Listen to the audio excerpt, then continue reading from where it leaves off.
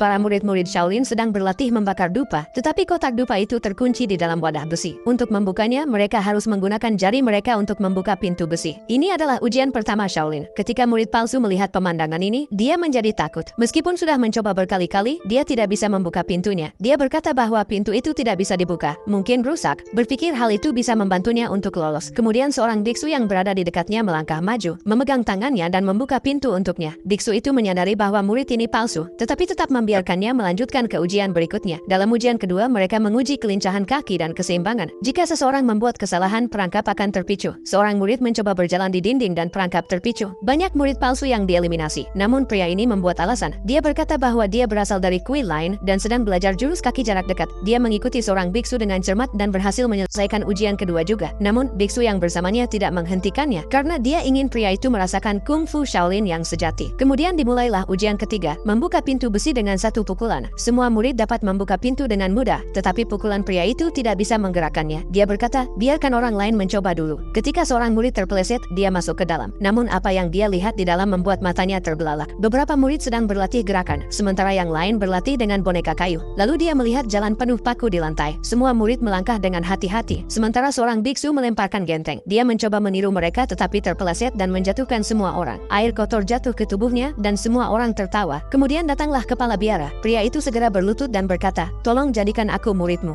Kepala biara berkata, baiklah, tapi masih ada satu ujian mudah. Cucilah rambutmu dengan benar, dan kamu akan menjadi murid Shaolin sejati. Namun dia tidak punya air untuk mencuci rambutnya. Ada sebuah sumur di dekatnya dan hanya 2 batu. Dia mengikat tali pada satu batu dan menurunkannya ke sumur untuk memercikan air ke rambutnya. Namun airnya tumpah keluar dan mengotori wajahnya juga. Meskipun begitu, dia tidak menyerah. Setelah 1 bulan berlatih, dia belajar cara khusus untuk mencuci rambut menggunakan air. Sekarang dia bisa melakukannya sambil berdiri, atau bahkan terbalik. Keesokan harinya dia pergi melapor kepada kepala biara. Tiba-tiba kepala biara menyerang rambutnya. Setelah sebulan berlatih, tangannya menjadi sangat kuat, sehingga dia bisa menangkis gerakan biksu dengan mudah. Kemudian kepala biara tersenyum. Ternyata, ini adalah ujian yang sebenarnya, tapi pria itu mengira dia telah berbuat salah. Kepala biara menarik pipinya dan mencabut wignya. Sekarang dia takut, berpikir bahwa dia akan diusir dari kuil.